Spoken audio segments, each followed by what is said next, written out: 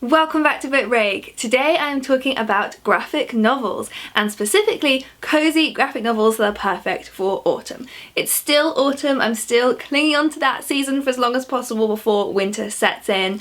Right now we've still got loads of orange leaves everywhere. I'm feeling really snuggly. So the graphic novels in this video, I have chosen some of them because they're actually set in autumn. Some of them I just think have cozy autumnal vibes, but I would love to know which graphic novels you guys think are perfect for the cozy spooky season. The first one I'm starting with, I had to lead this video with because it is the most autumnal thing I have ever seen, and that is the book Pumpkinheads by Rainbow Rowell and Faith Erin Hicks. So this is set on a pumpkin patch. You don't get much more autumnal than that, and it's about two best friends and their last night together working at this pumpkin patch, going on an adventure.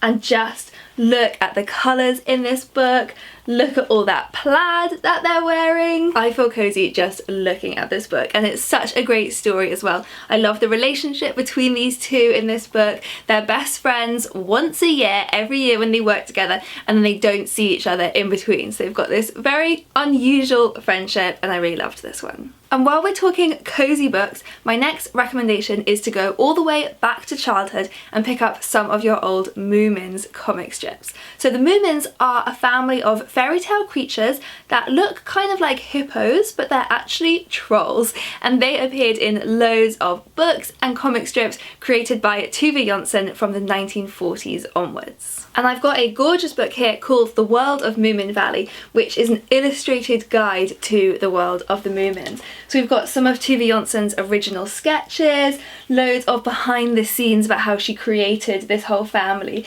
as well as just beautiful drawings, this illustrated guide and explanation of the whole world. So it's a gorgeous book. So my recommendation is go back and read some of your old Moomins comic strips, and then when you're feeling really nostalgic, you're going to want this.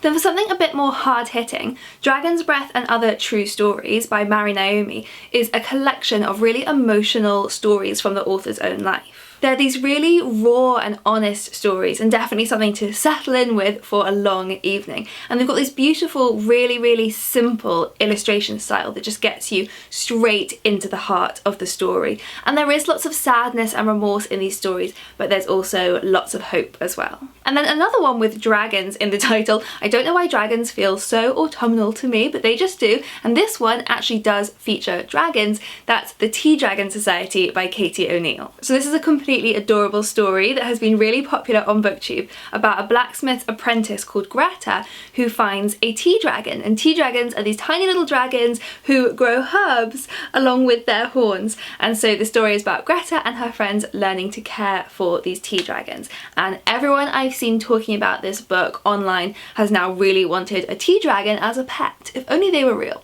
Or if autumn to you means more spookiness rather than coziness, you might want a scary zombie graphic novel. So the Walking Dead series by Robert Kirkman and Tony Moore, you may well know from the TV show, is about a sheriff's deputy who wakes up from a coma into the middle of a zombie apocalypse. And they're in Kentucky, which has been placed into this statewide quarantine, and he ends up having to lead a community to survive in the middle of this zombie apocalypse. So there's a whole series of graphic novels which are really popular, and once you've enjoyed those, there are also novels set in the same universe but with different characters and storylines, so I would recommend those as well. Or you could go for spooky meets cozy and read Sheets by Brenna Thumler, which is a really cute story about the unlikely friendship between a girl and a ghost who haunts the laundromat. And in this world, the afterlife is this whole community, so ghosts have jobs and support groups. They have emotional therapy to help them deal with what's happened to them. So it's this very sweet but often rather sad story with a really lovely ending. And while we're on the slightly sad, bittersweet stories, Dan and Sam by Mark Watson and Oliver Hurrod is about a couple tragically torn apart when the wife dies in an accident. And we then check in on them once every year on Halloween, so it's very autumnal, when Sam comes back to life for one day only. And she says she will keep doing this every year until Dan falls in love again. So as you can tell from that premise, that is a rather bittersweet story of wanting Dan to move on and be happy, but also wanting to cherish the relationship that they had. And I think autumn is a bit of a bittersweet season sometimes, so that's perfect. The Magic Fish by Trung Le Nguyen is a YA graphic novel about a Vietnamese-American boy called Tien who bonds with his parents over the books that they borrow together from the library. But they don't speak fluent English, and so sometimes Tien struggles to find the right words in Vietnamese to tell them how he's feeling, particularly when it comes to telling them that he's gay. So we get this merge in this book of the contemporary story with some history, with the fairy tales they read together, so some magic in there, all really beautifully drawn together. And finally, there is a graphic novel called Blossoms in Autumn by Zidru and Amy de Jong, which is about a romance blossoming between two people in the autumn of their lives. So we have a widower called Ulysses who has just been forced into an early retirement, and he meets a woman called Mediterranea who is grieving her mother, who she had been caring for up until her death. So Ulysses and Mediterranea, you can see there's a bit of an Odyssey reference in there, and the two of them meet and start up a romance, so it's a very sweet story about getting a second chance at life. So I would love to know your suggestions for the coziest autumnal graphic novels. Do leave us a comment below, and I will also link here to a video we made before on the best graphic novels for people who've never read one before, if you're just getting started with this format.